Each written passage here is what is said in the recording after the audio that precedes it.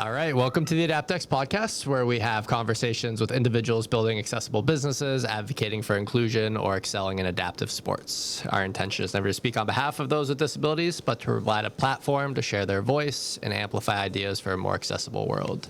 Today, I'm joined by Musema Faruk of Ability Sports Africa, an organization in Uganda that uses sports as a platform for social inclusion. I'm so excited to learn more about the culture of inclusion in your country and honored to have the opportunity to speak with you. So thanks for joining me. Thank you. Thank you so much. I'm really grateful. Let's maybe go back to when you started. So kind of what was the origin of Ability Sports Africa and what motivated you to work on this project of making sports in schools more inclusive? Yes, thank you so much. Basically, I grew up in Gulu, northern Uganda, a region that was affected by 20 years war. So a number of people in the region have had disability. So you find that out of 10 children, at least 3 will be having a form of disability. So me growing up, I grew up with my colleagues who had disability. We discriminated them when it came to sports participation in different activities. So I found that it is really important at a later stage because I was discriminated because I love playing football. So I was discriminated because of my body size. In Uganda, football was more of the body build.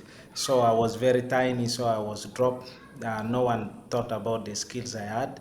So this motivated me to start Ability Sports because I've seen that many children with disabilities have been discriminated when it comes to participation on sports. So we started Ability Sport in 2019 to advocate and give a platform for children with disabilities to participate freely with their colleagues without disabilities in sports.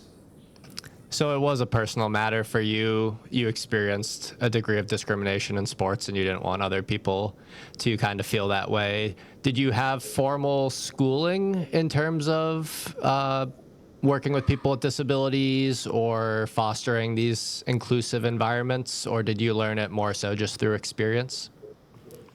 Yeah, basically, I learned more through experience because I grew up with my colleagues, as I said, and also in school where I've been studying.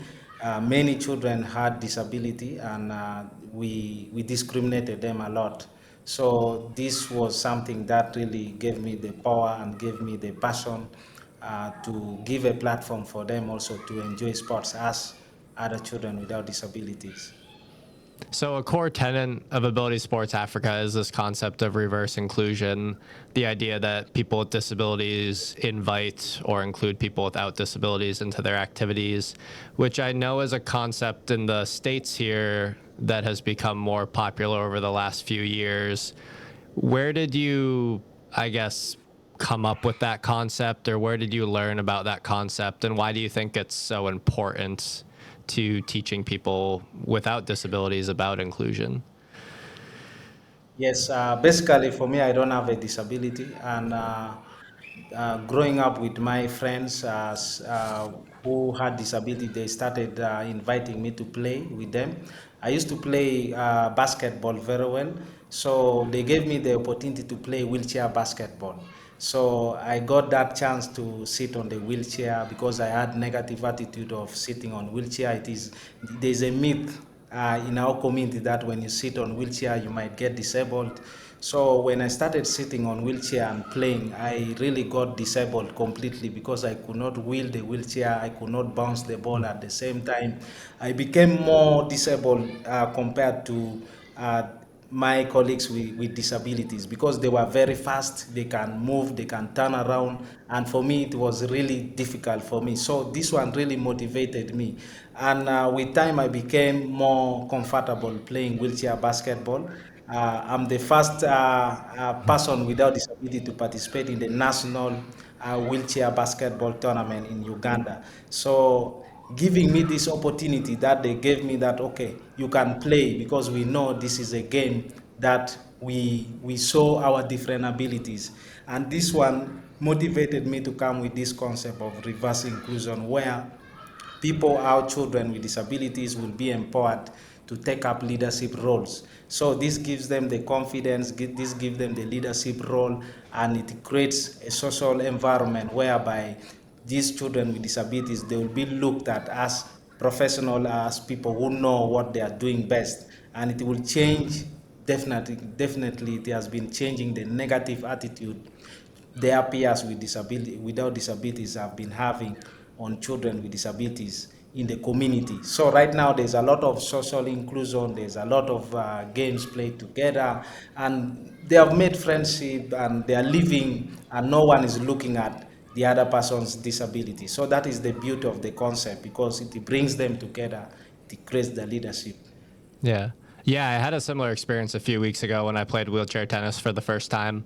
And I found a lot of joy in just being a beginner at something again and kind of learning how to play a sport. It's been a long time since I was a complete novice at something Yeah. athletically. And I found actually a lot of joy in that, just kind of learning something from scratch and figuring out how to play it. And it was cool to see some of my members from my gym who do play wheelchair tennis and how good they were at that sport and how comfortable they were in that environment. So it was a really eye-opening and enjoying experience for sure. But what is the landscape of disability inclusion in Ugandan schools? Yeah, basically there is a number of programs that have been coming. The government is trying to put at least in every sub-county there should be an inclusive school where children with disabilities can easily learn together with their peers without disability. And there's a lot of training which is being included in the teachers training institutes, so that teachers who come out, they come out with knowledge on how to interact and also support children with disabilities. So there's a lot of changes that is happening in Uganda education system. And as ability sports, we are also coming in now to bridge the gap of the knowledge that mostly game teachers don't have when it comes to adapting games that can easily include a child with disability, with any form of disability, basing on the class where the child is, basing on the environment and the community where they come from. So basically, everyone is now moving towards inclusion.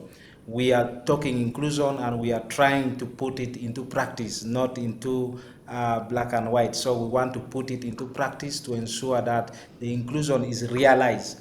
Though we still have systematic discrimination, mostly you find institutions still have those kind of discrimination. You find a number of teachers, a number of head teachers in school, they are not putting in place ramps to ensure that children with disabilities can access.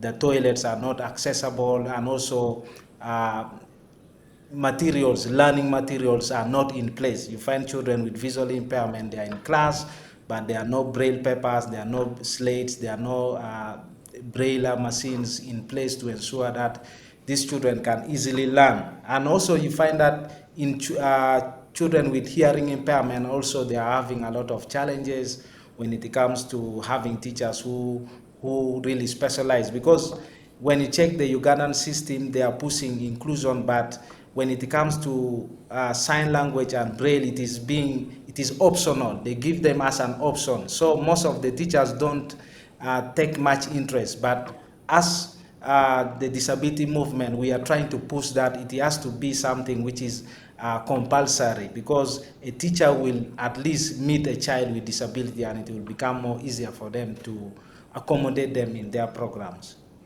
Do you think the primary barrier is resources, whether it's financial or equipment? Basically, it is not resources, as I've said, because one is the mindset and also the attitude of individuals who are in bigger positions, who make the decisions. You find that most of them, they still don't have that heart of making our program inclusive, because there's a big budget which is put for education in Uganda. It is one of the biggest budget every year. But when it comes to the individuals who are pushing for inclusion, they are not putting it into practice. And that has been a very, big challenge. And you find in schools, there's budgets that they put in place to ensure that children with disabilities have something. And this money comes very little. You find that in a term is about 500 to 800 USD to support inclusion in a school. So that money is very little. So if this money could be raised to ensure that there are braille papers in school, because right now when you find when you check mostly the inclusive schools, braille papers are very expensive. To buy a box of braille paper is about $100, and the money that we receive is about 500 or $600 for the whole term, and it is not enough. So resources also is one of their budgeting. What they put in place for disability is still little because of the attitude they have. Yeah. One other unique barrier to your country, and this is just from what I've read and what I've heard, is the superstition and the stigma associated with disability. Is that a cultural barrier for a lot of families when, due to their religion or their beliefs, there's other limiting beliefs about disability? We are grateful for the support of our first show sponsor. Resolution Fitness offers leading brand health club equipment and accessories for residential and commercial use. In addition to traditional exercise equipment, they specialize in adaptive fitness products and wheelchair accessible machines. If you're interested in outfitting your fitness facility or home gym to be more accessible, visit www.resolutionfitness.ca or the link in the show notes below. Yes, this one exists because, like in our community here, when you give birth to a child with cerebral palsy, mostly they say you are cursed, and mostly you find that these children are being thrown away. There is a way that they do locally when they go to the well to where to fetch water, and they make these children drown in water, and at the end you find that the elders, they come and say, okay, let's slaughter goats to ensure that this curse goes away. So it has been a culture. It is a cultural belief that when you give birth to a child with disability, it means you have something bad in your line of family, your generation, and everything. So it's still a big problem because of the attitude that people grow up, and they find that sometimes even they say some disability also can transfer. When you associate more with them, you'll find yourself a disabled person. So this has been a practice that has been running, and it has made it very hard for us to achieve inclusion. Yeah. Might be a tough question to answer, but how do you think that could be addressed? Do you think it's possible to change that idea? Yes, it is possible. Actually, we are trying to do it through the disability movement. One, we are doing a lot of awareness creation, making sure that the people in the community know the causes of these disabilities, like cerebral palsy, like paralysis, all these forms of disabilities. When they understand, they will know that, okay, it is not related to the cultural belief that they were believing on. So we have been doing a lot of awareness, and also we have done a lot of coordination with the cultural leaders, because when they hear this directly from the cultural leaders, they will now start changing their mindset, because they believe in these cultural leaders, and it has really helped in changing mindset of people in the community. So we are trying slowly to address this, and it is at least yielding something. It is creating some change, because right now you find that people, parents who have children with disabilities, they are taking care of these children. They are loving them. They are showing them the care they deserve. Yeah, absolutely. Yeah, that's powerful stuff. The Ability Sports Africa, from a sports standpoint, I know we've talked about the school system. Do you guys exist predominantly in sports as recreation, or do you also kind of work in the competitive pipeline? I know Uganda had, I believe, 4 Paralympians in this previous summer games. And do you guys work on getting more individuals with disabilities involved with Paralympic sport? Yes, we are doing recreational, and also we are supporting those who become professional. Because in our program as ability sports, we have physical literacy assessment, which looks at their ability, the changes in how they do their practices. There are other children who become more professional and they would want to continue with that at a professional level, in competitive level. And there are others who will want just to make them socialize, enjoy, and have that kind of creation. So at Ability Sports in 2023, we five basketball players from our program represented Uganda in the first Paralympic game, African Paralympic game, which was in Ghana. So this is something that we are trying to push. And also we have two athletes who are doing 400 T47. They are doing 100 and 400 meters. They are representing Uganda. Because having them also at this platform, it will give also encouragement for the young ones, and also it will give them the hope, because now we are using them as our role model to talk to these children when they come to school. You can study, you can also be an athlete, you can also travel. So a number of them, actually those who went to Ghana, did not board even a plane in their life. They did not even think of boarding even a bus. But they became very, very confident. They told me when they came back, they said, even if I die, I've already boarded the plane. So this is something that you see that it has changed their life. They are very confident in the community, and they feel that they have something, they have a purpose in life. Yeah. Yeah, that can provide a lot of value and really enriching, and I think it is essential. It's a theme that I've heard from other Paralympic athletes that I've interviewed that talk about having the role models and having someone to look up to, and how that representation wasn't always the case when they were younger. There weren't really Paralympic athletes on the television or in the news, and now with more publicity, it might encourage more people with disabilities to kind of remove those limiting beliefs and actually aspire to compete in higher levels. So that's super powerful and really important stuff. How does Ability Sports Africa sustain operations? So I guess more of like from the business side of things, you operate as a nonprofit, and how do you receive funding, and how is it sustainable as an organization? Yes, we are a non-profit organization, and our approach is more of working with schools, because these are established structures within the community. And I know you know it's very hard when it comes to funding sports for disability in the whole world. It is very, very expensive. So we mostly the way we get our funding is mostly we organize for small fundraisers. When we are organizing activities, we fundraise for that. People donate and support the cause directly. But the major approach that we have been doing is working with the structures. We have trained teachers. In up to now we have trained about 180 games and sport teachers in 30 schools, primary schools. So these game teachers now, they are the one now who will be engaging these children. For us, we do more of monitoring to see and also look for equipments to ensure that these equipments are there in school, to ensure that these children, they have opportunities to play and engage with their peers when it comes to physical literacy activities that are being done in the schools. So this is how Ability Sports has been running.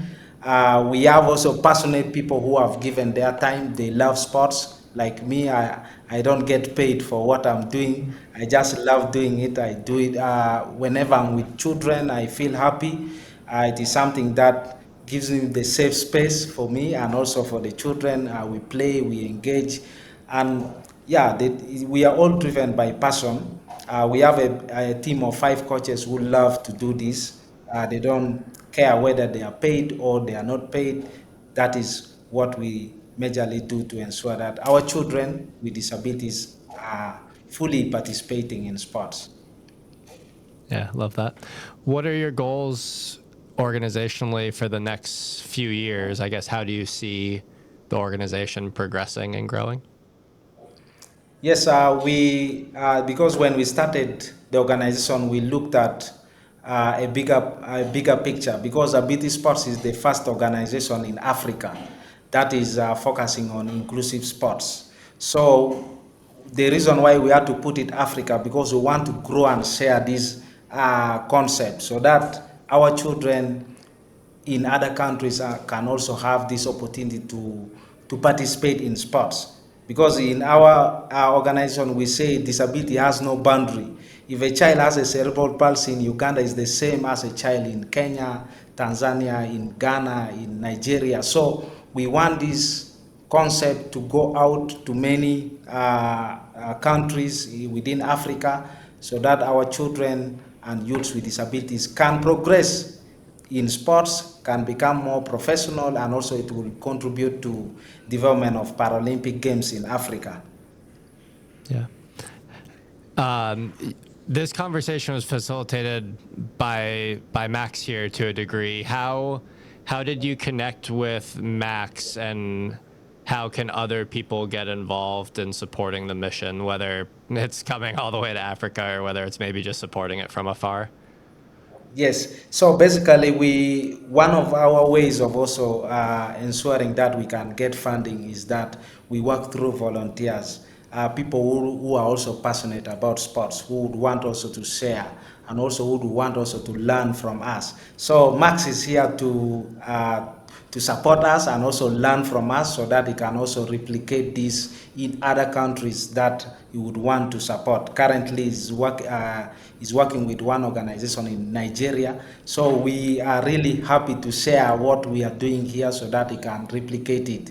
And his time here also is having some resources that is giving to us to ensure that we continue doing our work. So this one is open to anyone who would want to come and support us. Your work with us also gives us the boost to ensure that we reach our goal of spreading this concept to all over Africa.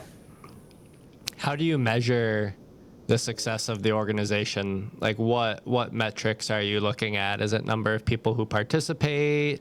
Is it number of schools that adopt these concepts? Do you track metrics like that? Yes, we track metrics like that because currently we have reached 560 children with disabilities from the 30 schools that we have been working with. So our metric is more of the schools, because we know these are where our children with disabilities are coming from, and also the community around the schools, because there are other children who have been out of school, and when we introduced adaptive sports in school, they came back to school, because these games they are very interesting. They give them the boost and also the confidence to stay in school. So currently we are measuring basing on numbers, and also the number of schools that we are working in, and also the number of coaches, games and sport teachers that we are training. So basically that is how we are starting slowly, and we'll keep on progressing on the metrics. Yeah.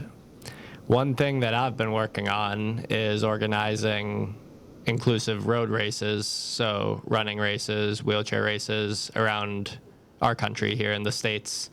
Is inclusive running, obviously you've had individuals represent the country in the Paralympics, but are things like 5Ks and road races common in your country?